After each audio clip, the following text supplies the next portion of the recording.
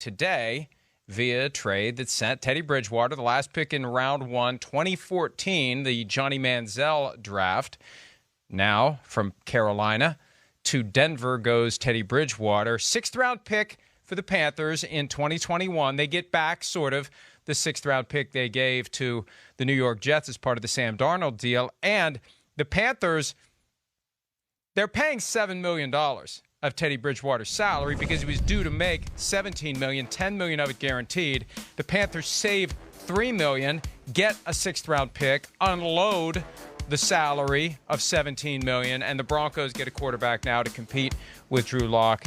And look, Myles, I think the bottom line is, even though the Panthers have added Sam Darnold and the Broncos have now added Teddy Bridgewater, both teams, I think, are still in play for quarterbacks with 8 and 9, respectively. There just isn't the urgency that there would have been, and maybe they don't have to worry about getting leapfrogged the way they would have had to have worried about it before they made these trades. Sure. Look, I think if you're talking about guys like Teddy Bridgewater, Sam Darnold, and Drew Lock, you're not talking about the upper echelon of QBs in this league, right? So I don't know. I mean, I tweeted it out today, like that gif of Larry David at the end of the Palestinian chicken episode of Curb Your Enthusiasm, where he's looking to his left and to his right, and he's saying, oh no, like what am I going to choose here? That to me is like the quarterback competition between Drew Lock and Teddy Bridgewater. It doesn't excite me. You know, if I'm a Broncos fan, I guess we got better today, maybe. I think, you know, when you look at what George Paton said in that release that they had to announce the trade for Teddy Bridgewater, he said he brings competition and experience. Does that really sound like something you really want out of a QB, just competition and experience? Sounds like a backup. And really, when you're only paying him $3 million, because as you just said, the Panthers are kind of paying $7 million for him to go away, you're paying him as if he's a backup anyway. So, like you said, Mike, it's not something that should take the Broncos out of the competition from selecting a quarterback in the first round. If somebody starts to slip and fall, maybe they trade up a couple spots to try to leapfrog the Panthers if the Panthers also seem like they like that QB as well. But I don't feel like this is something that really makes the Broncos super, super competitive. And we're talking about trading quarterbacks for 6th-round picks here. You know, it is what it is. And I think that the Broncos are going to be fine with Teddy Bridgewater if they play him, but I don't know that they're going to be that much better than if they just stuck with Drew Lock.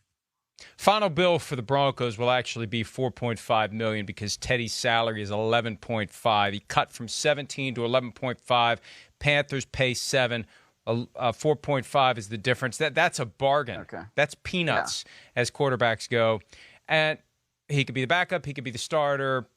He could be the guy who is a placeholder for whoever they would draft, or he competes with Drew Lock. It's a bunch of different things potentially, but he's going to make $11.5 million, which is better than if he had dug in his heels in Carolina, refused to cut his pay, and eventually gotten cut, because his maximum compensation that way would have been $10 million, because the Panthers would have owed him $10 and they would have gotten an offset for whatever he made elsewhere, and no one was going to pay him more than $10, as evidenced by the fact that Carolina pays $7 and Denver pays $4.5. So it works out well. It's a win-win for the two teams, and it's a win for Teddy Bridgewater, even though it remains to be seen whether he will actually play. And George Paton was the assistant GM in Minnesota when Bridgewater was drafted. They loved him in Minnesota. His career there went off the rails because of that fluke ACL tear from late August of 2016, and then he was a backup in New Orleans, and before that, he was actually with the Jets. He signed with the Jets. He was their placeholder until they got Sam Darnold, and was with the Jets into the preseason. There are photos, and it's weird to see it, of Teddy Bridgewater in a Jets uniform next to Sam Darnold in a Jets uniform. And yes, Teddy Bridgewater has been traded twice in his career, and both times were because of Sam Darnold, because Darnold is present and now Teddy moves on. So that was expected, though. From the moment that the Panthers traded for Sam Darnold, we expected that Teddy Bridgewater was going to be gone. The question was when. And here's an interesting point, Myles, from timing standpoint. And this is why I think the Broncos did it as a measure of insurance against the possibility of not getting a guy at number 9. Because if you have Teddy, maybe there is a greater chance that that guy falls to you if you wait to pick up Teddy later. Number one, you may have to give up more. Maybe the Panthers want more if you didn't take a quarterback in round one. I thought it would come between round 1 and 2, a trade of Teddy Bridgewater. But the timing to me is interesting because the Broncos pulled the trigger a day before round 1, not the day after round 1.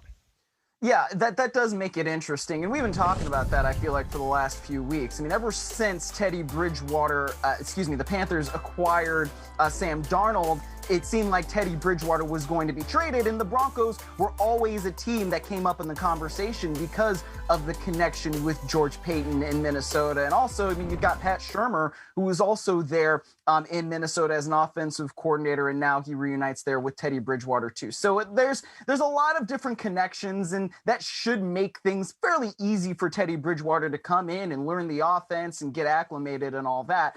And, you know, what George Paton has talked about is making sure they have competition at quarterback for Drew Lock. So if nothing else, they do have that competition. Now, how good of a competition is it? I don't really know, but I think that the point is they have at least ensured themselves that, yes, they do have somebody at quarterback, so they don't have to force picking a QB or maybe try to trade up a little bit more than they would otherwise if they see somebody that they like that's falling. I think it's good insurance. It's probably good business for them to pick up somebody like Teddy Bridgewater, but it sure should not take them out of the conversation for picking up somebody who they truly believe can be a franchise QB.